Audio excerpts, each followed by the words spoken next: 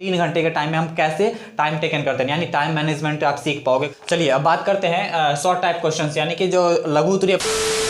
Hello guys, कैसे हो आप लोग? आशा करता हूं कि आप सब अच्छे होंगे। चलो इसी के साथ आप सबका बहुत बहुत स्वागत है आपके अपने चैनल अनुज की पाठशाला में। ठीक है, तो आज की इस वीडियो में हम जानने की कोशिश करेंगे क्लास 10वीं की जो अर्थव्यवस्था की किताब है और उसका चैप्टर 1 जो है उसको समझने की कोशिश करेंगे और उसके सवालों को करने की कोशिश करेंगे। देखिए सबसे पहले ऑब्जेक्टिव टाइप क्वेश्चन जो है, जो कि आने वाले एग्जाम्स में जो पूछे जाएंगे चैप्टर 1 से हो सकता है जो कि पूछा जाए, वो चाहे वो ऑब्जेक्टिव टाइप्स हो या फिल इन द ब्लैंक्स हो यानी खाली स्थान हो, या शॉर्ट टाइप क्वेश्चन हो या लॉन्ग टाइप क्वेश्चन हो, इन सभी को समझने की कोशिश करेंगे। और तो चलिए सबसे पहले हम बिना किसी देरी के सब हम लोग शुरू करते हैं। देखिए सबसे पहले नंबर पे आता है कि यहाँ ऑब्जेक्टिव टाइप से शुरू करते हैं। ठीक है, देखिए सबसे पहले मैं कह रहा निम्न में से प्राथमिक क्षेत्र किसे जगह आ जाता है। सबसे पहले तो हम लोग इस तरह से याद नहीं करेंगे, या इस तरह से हम लोग को याद करने में काफी ज्यादा टाइम लगेगा। ठीक है, निम्न में से किसे प्राथमिक क्षेत्र कहा जाता है, सेवा क्षेत्र, कृषि क्षेत्र, औद्योगिक क्षेत्र, या इनमें से कोई नहीं। इस तरह से आपको याद करना ही नहीं। सबसे पहले सीधे सीधे ना हम लोग को आंसर जब पता है, सीधे सीधे हम कहेंगे कृषि क्षेत्र को प्राथमिक क्षेत्र कहा जाता है। इस तरह से अगर आप करते हैं ना तो आपके पास कंफ्यूजन नाम की कोई चीज नहीं होगी। जब एग्जाम में मान लीजिए आप थोड़ा सा भी अगर आपको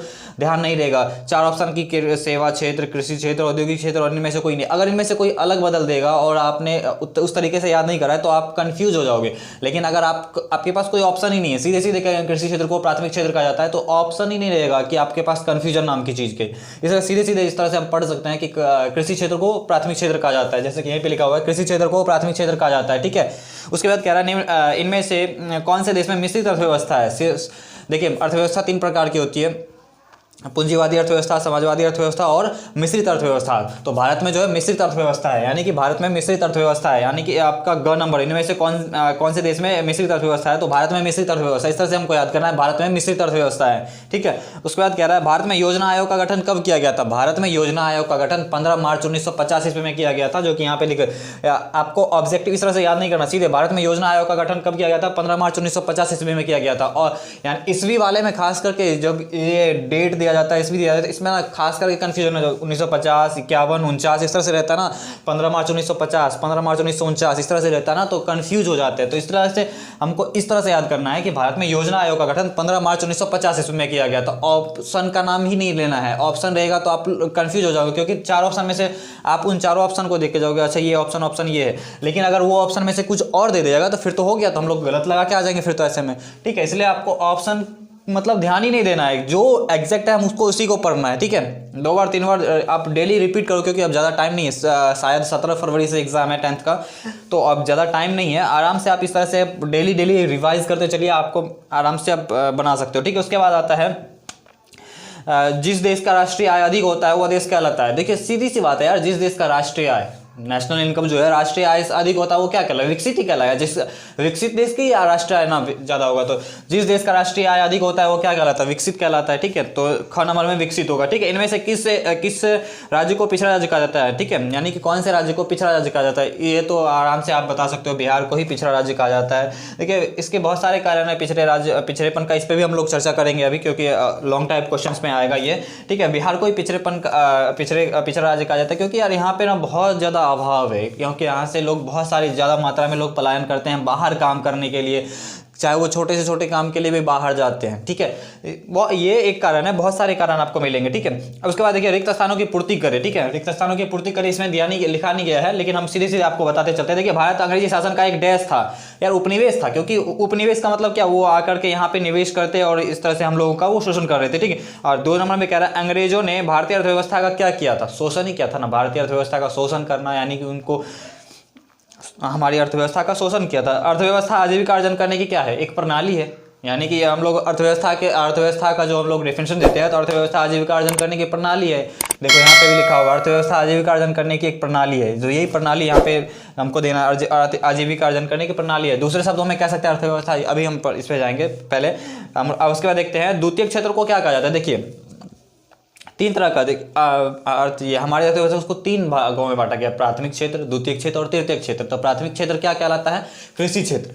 कृषि क्षेत्र क्या कहलाता है, प्राथमिक क्षेत्र। जैसे कृषि क्षेत्र में क्या क्या आ जाता है, मछली पालन, पशुपालन, खेती, इस तरह से कृषि, ये सब क्या आता है, प्राथमिक क्षेत्र में आता है। उसके बाद आता है द्वितीय क्षेत्र में। द्वितीय क्षेत्र में उद्योग ले सकते हो, उद्योग ले सकते, चाहे वो छोटा उद्योग, कुटीर उद्योग हो, लघु उद्योग हो, मध्यम उद्योग या बड़े उद्योग जो है, इस तरह का उद्योग आता है। चाहे वो बिजली, गैस, इस तरह की जो सुविधाएं हैं वो किस में आता है, द्वितीय क्षेत्र में। और तृतीय क्षेत्र को सेवा क्षेत्र कहा जाता है, जिसमें बैंकिंग हो गया, हॉस्पिटल हो गया, इस तरह से सेवा क्षेत्र जो भी हम लोग को संचार सुविधा, परिवहन, बैंक, ये सब जो है क्या है, ये सब सेवा मिल रहा है। तो ये सब सेवा क्षेत्र के अंदर, तृतीय क्षेत्र के अंदर आता है। तो हम कह सकते हैं द्वितीय क्षेत्र को औद्योगिक क्षेत्र कहा जाता है। ठीक है, उसके बाद कहता है आर्थिक विकास का आर्थिक रूप से परिवर्तन की प्रक्रिया, डैश की प्रक्रिया, तो परिवर्तन की प्रक्रिया उसमें डैश कह रहा है भारत का आर्थिक विकास का श्रेय किसको जाता है, किसको जाता है, भारत के जो आर्थिक विकास जो का श्रेय जो है वो किसको जाता है, नियोजन को जाता है। ठीक है, उसके बाद आता है 7 नंबर में आर्थिक विकास की माप करने के लिए डैश सबसे उचित सूचकांक माना जाता है। यानी आर्थिक विकास की माप, यानी आर्थिक विकास हो रही है या नहीं हो रही है, इसका प्रति व्यक्ति आय, प्रति व्यक्ति पर कैपिटा इनकम अगर इंक्रीज होगा तो जाहिर सी बात है आर्थिक विकास हो रहा है, डिक्रीज होगा तो आर्थिक विकास नहीं हो रहा है। उसके बाद कह रहा है साधनों के मामले में धनी होते हुए भी बिहार की स्थिति क्या है, साधन सब कुछ है लेकिन दयनीय है। क्यों दयनीय है?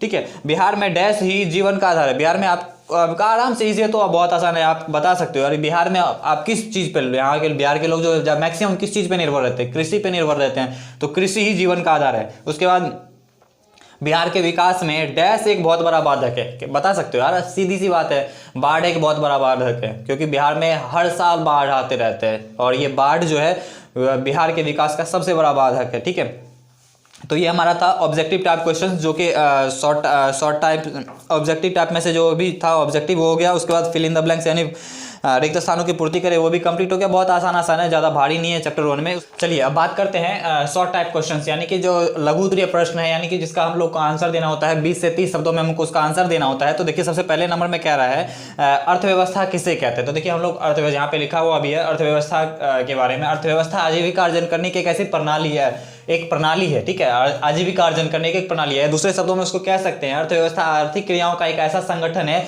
जिसके अंतर्गत लोग कार्य करके अपनी आजीविका चलाते हैं। यानी कि दूसरे शब्दों में अर्थव्यवस्था आर्थिक क्रियाओं का एक ऐसा संगठन है जिसके अंतर्गत लोग कार्य करके अपनी आजीविका चलाते हैं। ठीक है, तो आर्थिक अर्थव्यवस्था कहलाता है। ठीक है, उसके बाद 2 नंबर में कह रहा है मिश्रित अर्थव्यवस्था क्या है। हम लोग सबसे पहले समझते हैं अर्थव्यवस्था कितने प्रकार के होते हैं। देखिए अर्थव्यवस्था 3 प्रकार के होते हैं, पूंजीवादी अर्थव्यवस्था, समाजवादी अर्थव्यवस्था तथा मिश्रित अर्थव्यवस्था। देखिए सबसे पहले पूंजीवादी अर्थव्यवस्था। देखिए पूंजीवादी अर्थव्यवस्था वैसी अर्थव्यवस्था जिसमें उत्पादन के साधन पर किसी निजी आदमी का, यानी कि निजी व्यक्ति का स्वामित्व यानी अधिकार रहता है, वो क्या कहलाता है, चाहे उसमें जो भी प्रॉफिट होता है या लॉस होता है तो वो उस पर्टिकुलर आदमी का, यानी कि उस निजी आदमी का उस पर अधिकार होगा। ठीक है, तो वो क्या कहलाएगा, पूंजीवादी अर्थव्यवस्था। उसके बाद 2 नंबर में आता है समाजवादी अर्थव्यवस्था।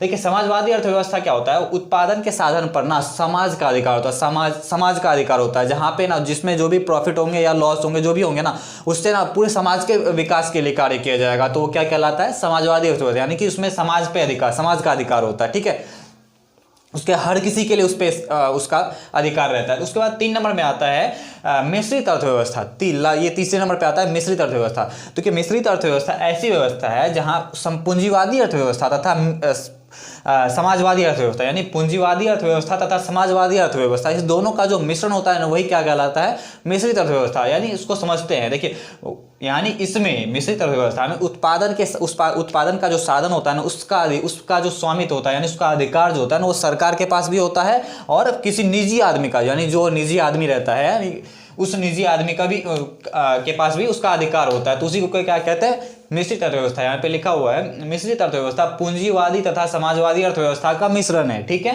मिश्रित अर्थव्यवस्था वह अर्थव्यवस्था है जहां उत्पादन के साधन का स्वामित्व सरकार तथा निजी व्यक्ति के पास होता है, यानी कि दोनों के पास रहता है। तो वो क्या कहलाता है, मिश्रित अर्थव्यवस्था है। भारत में जो है वो मिश्रित अर्थव्यवस्था है, जो कि हम लोगों ने यहाँ पे देखा है, भारत में मिश्रित अर्थव्यवस्था है। ये ऑब्जेक्टिव में पूछा जा सकता है। ठीक है, और ये मिश्रित अर्थव्यवस्था जो है ना, पूंजीवादी अर्थव्यवस्था तथा समाजवादी अर्थव्यवस्था के बीच का रास्ता है। यानी कि ना तो केवल पूंजीपति का अधिकार रहता है, ना किसी समाज का अधिकार रहता है, ऐसी बात भी नहीं है। यानी कि इन दोनों की मिली जुली होती है। ठीक है, इसी को कहते हैं मिश्रित अर्थव्यवस्था। ठीक है, उसके बाद बात आती है सतत विकास क्या है, आर्थिक नियोजन क्या है, मानव विकास रिपोर्ट क्या है, आधारिक संरचना पर प्रकाश डालने के लिए कहा जा रहा है। तो इन सभी को हम समझते हैं, तब तक आप इसका स्क्रीनशॉट लेना चाहो तो ले सकते हो। इसके बाद हम लोग इन सभी सवालों को समझने की कोशिश करते हैं। ठीक है, तो चलिए अब देखते हैं, जैसे कि यहाँ पे है सतत विकास क्या है। तो देखिए ऐसा विकास जो जारी रह सके, ये सतत विकास के बारे में लोग जानते हैं। ऐसा विकास जो जारी रह सके, टिकाऊ बना रह सके। सतत विकास में न केवल वर्तमान पीढ़ी बल्कि भावी पीढ़ी के विकास को भी ध्यान में रखा जा सकता है। देखिए सतत विकास का मतलब क्या है, हम लोग जिस तरह से हम लोग प्राकृतिक संसाधन का जिस तरह से इस्तेमाल कर रहे हैं, चाहे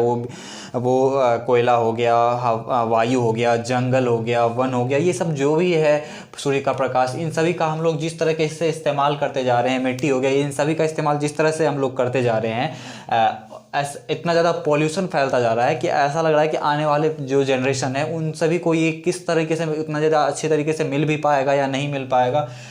तो इसी तरीके से ये जब सोचा गया इनके बारे में, तो ऐसा विकास की यानी एक ऐसा बताया गया कि ऐसा विकास जो जारी रह सके, यानी कि जो चलता रहे, ठीक है, तथा टिकाऊ बना रहे, टिकाऊ रहे, लॉन्ग लाइफ रहे, ठीक है। सतत विकास में ना केवल वर्तमान पीढ़ी मतलब अभी का जो जनरेशन जो इस्तेमाल कर रहा है केवल उसके बारे में नहीं सोचा जाता है, बल्कि भावी पीढ़ी जो कि फ्यूचर में जो जनरेशन आएंगे उन सभी के बारे में भी सोचा जाता है। वही क्या कहलाता है, सतत विकास कहलाता है। देखिए इसको सीधे सीधे कहते हैं ऐसा विकास जो जारी रह सके, टिकाऊ बना रह सके। सतत विकास में न केवल वर्तमान पीढ़ी बल्कि भावी पीढ़ी को भी ध्यान में रखा जाता है, वो क्या कहलाता है, सतत विकास कहलाता है। देखिए उसके बाद क्या कहलाता है, आर्थिक नियोजन क्या है। तो देखिए आर्थिक नियोजन का अर्थ राष्ट्र के प्राथमिकताओं के अनुसार, यानी राष्ट्र की जो देश की जो प्राथमिकता है, जो कि देश की प्राथमिकता है कि ये कार्य होना चाहिए, ये नहीं होना चाहिए, वो किसी पर्टिकुलर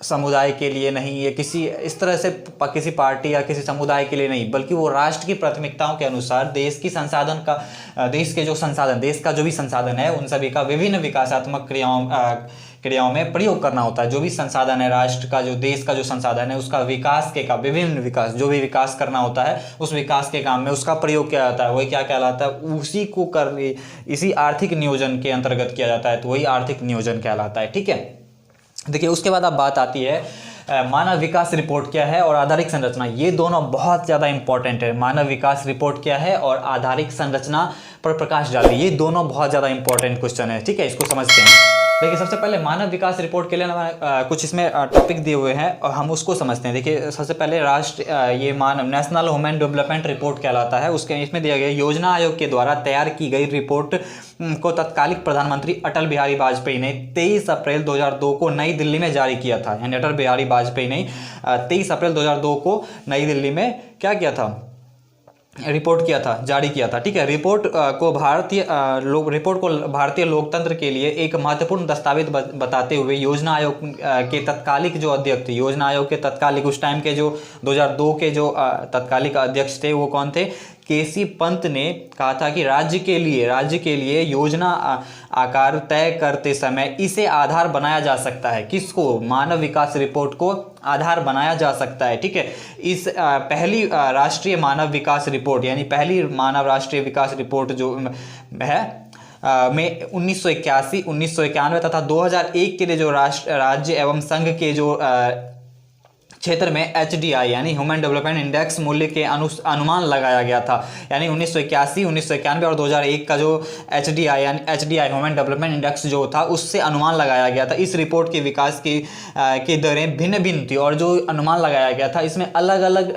आपको अब वो आया था, इंडेक्स आया था। ठीक है, जैसे केरल का रैंक सबसे ऊपर था, केरल जो है उसका रैंक सबसे ऊपर था, जबकि बिहार, मध्य प्रदेश, असम, राजस्थान तथा उत्तर प्रदेश का रैंक सबसे नीचे था। इन्हीं राज्यों को ना बीमारू राज्य कहा जाता है। जैसे कि BI का मतलब बिहार, M का मतलब मध्य प्रदेश, A का मतलब असम, R का मतलब राजस्थान और U का मतलब उत्तर प्रदेश। इन सभी राज्यों का जो रैंक है वो सबसे नीचे आया था, तो वही मानव विकास रिपोर्ट होता है। ठीक है, अब उसके बाद बात आती है आधारिक संरचना पर प्रकाश। आधारिक संरचना का मतलब क्या होता है, इंफ्रास्ट्रक्चर के बारे में ये दिया गया है कि इन पे प्रकाश डाले। देखिए इसके बारे में बताया गया है, आप यहाँ पे देख लीजिएगा, बुक में यहाँ पे दिया हुआ है आधारिक संरचना। आधारिक संरचना का मतलब उन सुविधाओं तथा सेवाओं से है जो देश के आर्थिक विकास में सहायता करता है। यानी आधारिक संरचना का मतलब उन सुविधाओं से जो आर्थिक विकास में ना फायदा पहुंचाता है। जैसे आर्थिक मतलब क्या हो गया, सड़क हो गया, परिवहन हो गया, हॉस्पिटल हो गया, ये सब जो है क्या है, आधारिक संरचना ही है ना। जैसे कि यहाँ पे दिया हुआ है वे सभी तत्व जैसे कि बिजली हो गया, परिवहन हो गया, संचार हो गया, बैंकिंग हो गया, स्कूल, कॉलेज, अस्पताल आदि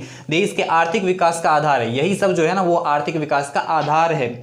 उन्हें देश का आधारिक संरचना यानी ढांचा कहा जाता है। यही तो एक ढांचा है। यानी इन सभी के बिना जैसे ये सभी जो है जैसे कि बिजली, परिवहन, संचार, बैंकिंग, स्कूल, कॉलेज आदि ये सब जो है ना यही सब सब आधार है उनका, यानी आधारभूत संरचना है, यही ढांचा है। इनके बिना कुछ भी ये अगर इंफ्रास्ट्रक्चर ना हो तो आर्थिक विकास तो हो ही नहीं पाएगा, ठीक है। और ये जब आर्थिक विकास नहीं होगा तो फिर विकसित हो नहीं पाएगा देश, ठीक है। जैसे कि किसी देश की आर्थिक विकास का आधारिक संरचना जो है वो महत्वपूर्ण स्थान होता है। आधारिक संरचना यानी कि आधारभूत ढांचा जो होता है वो बहुत इंपॉर्टेंट होता है। जिस देश का आधारभूत ढांचा जितना अधिक विकसित होता है, जिस देश का आधारभूत संरचना या ढांचा जितना मजबूत होता है, वह देश उतना ही अधिक विकसित होता है। जैसे कि जिस देश की आर्थिक, जैसे बिजली जितने अच्छे तरीके से होगा, परिवहन जितना अच्छा होगा, संचार जितने दूर संचार जितने भी वो अच्छे होंगे, बैंकिंग प्रणाली जितनी अच्छी तरीके से चलेगी, स्कूल कॉलेजेस हैं वो जितने अच्छे होंगे, इतने अच्छे क्वालिटी के होंगे, कॉलेज अस्पताल जितने अच्छे एडवांस्ड होंगे, उतने ज़्यादा वो क्या है, वो देश उतना ज़्यादा विकसित होगा, ठीक है।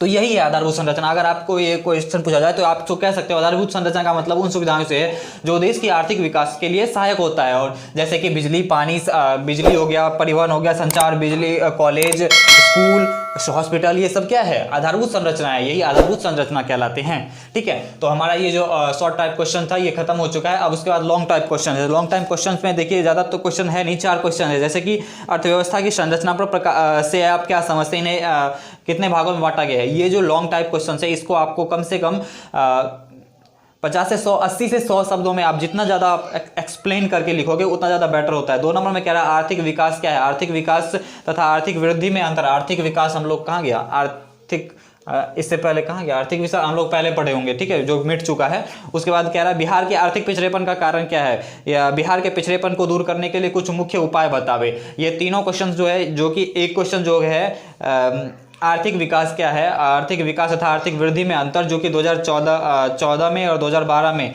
एनुअल में एग्जाम में पूछा गया है, 2014 में भी और 2012 में भी। और जो बिहार के आर्थिक पिछड़ेपन का कारण जो है और बिहार के पिछड़ेपन को दूर करने के उपाय जो हैं वो 2011 के कंपार्टमेंटल एग्जाम जो होते हैं उनमें पूछा गया है, जो कि बहुत इंपॉर्टेंट है। तो ये जो लॉन्ग टाइप क्वेश्चन है इस पर हम लोग अगले वीडियो में चर्चा करेंगे, काफ़ी अच्छे तरीके से समझाएंगे, क्योंकि ये बहुत बड़ा क्वेश्चन है। अगर आप इसको रटना चाहोगे तो नहीं हो पाएगा, इसको आपको समझना होगा और समझ के अपने तरीके से लिखना होगा, ठीक है। तो हम अगले वीडियो में इस पे चर्चा करेंगे, क्योंकि ये वीडियो बहुत ज़्यादा लंबी हो जाएगी, ठीक है।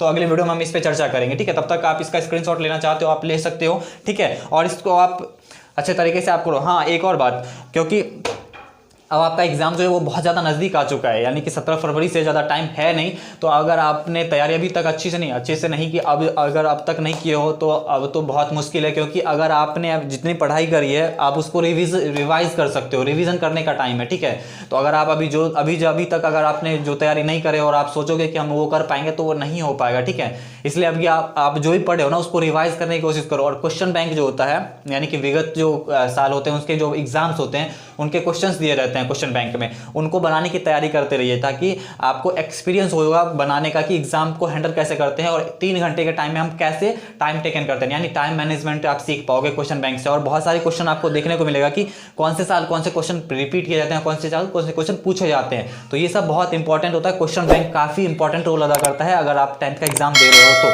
ठीक है। तो आप इन सभी की तैयारी करते रहिए। तब मिलते हैं अगले वीडियो में, और बहुत सारे हिस्ट्री का भी चलेगा, ज्योग्राफी का भी, पॉलिटिकल का भी, सबका चलेगा, ठीक है।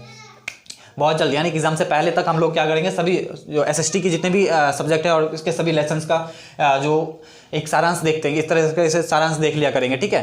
तो मिलते हैं अगले वीडियो में एक नई टॉपिक के साथ। तब तक के लिए आप खुश रहें, मोटिवेट रहें और अपनी फैमिली का ख्याल रखें। Thank you so much.